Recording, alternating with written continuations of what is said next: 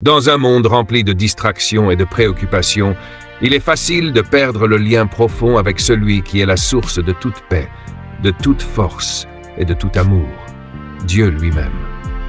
Pourtant, chaque chrétien est appelé non seulement à croire en Dieu, mais à vivre en communion constante avec lui, à marcher dans sa présence et à goûter à l'intimité de son cœur. Cette méditation explore 5 facettes essentielles qui, une fois embrassées, ouvrent la voie à une relation vivante, profonde et durable avec Dieu. Que ces paroles, nourries par les psaumes et d'autres passages bibliques, vous inspirent à rechercher Dieu avec plus de passion, de pureté et de persévérance. Entrons maintenant dans cette quête spirituelle, là où la foi devient intimité et où la présence de Dieu devient notre demeure. La soif de Dieu, désirer sa présence plus que tout. Verset clé. Comme une biche soupire après des courants d'eau, ainsi mon âme soupire après toi, ô Dieu. Méditation. La première étape vers l'intimité avec Dieu est un désir profond et constant de sa présence. Ce désir ne doit pas être passager, mais brûler en nous comme une soif vitale. Dieu se révèle à ceux qui le cherchent de tout leur cœur. Autre verset. Vous me chercherez et vous me trouverez si vous me cherchez de tout votre cœur. Jérémie 20. 2. Vivre dans la pureté. Verset clé. Qui pourra monter à la montagne de l'Éternel? Qui s'élèvera jusqu'à son lieu saint? Celui qui a les mains innocentes et le cœur pur.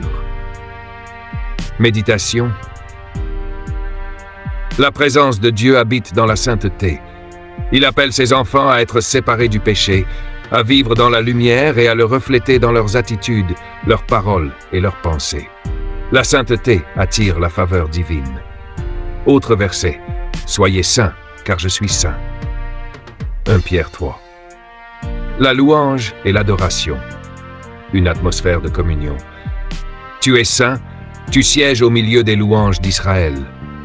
Méditation. La louange ouvre la porte du sanctuaire de Dieu. Adorer Dieu, c'est le reconnaître pour qui il est. C'est un acte d'amour, de foi et de confiance.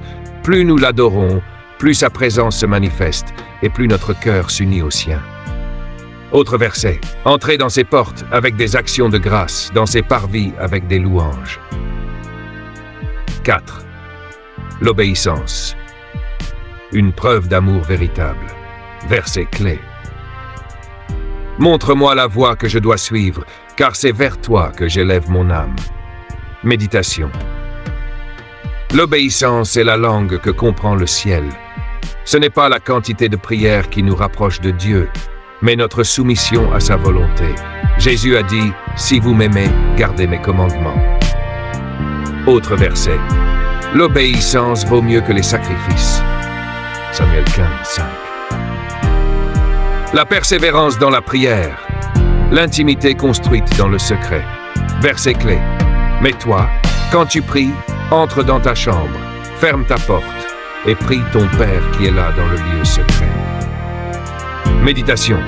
L'intimité ne se construit pas en surface, mais dans la régularité, la patience et la profondeur. Le chrétien qui veut vivre connecté à Dieu doit persévérer dans la prière, même quand il ne ressent rien. C'est dans le silence et la fidélité que Dieu se révèle puissamment. Autre verset. Je cherche l'Éternel, mon âme le cherche, et je ne veux pas me lasser. Conclusion. Une vie de présence et d'intimité.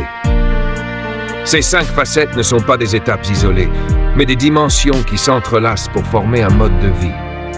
Quand le chrétien vit dans la soif de Dieu, la sainteté, la louange, l'obéissance et la prière persévérante, il devient une habitation vivante pour la gloire divine. Si vous avez aimé cette vidéo et que vous êtes béni par ce que nous partageons, n'hésitez pas à vous abonner, à aimer et à partager autour de vous. Ensemble, faisons rayonner la lumière de Dieu pour que davantage d'âmes soient réveillées et entrent dans une intimité profonde avec notre Père Céleste.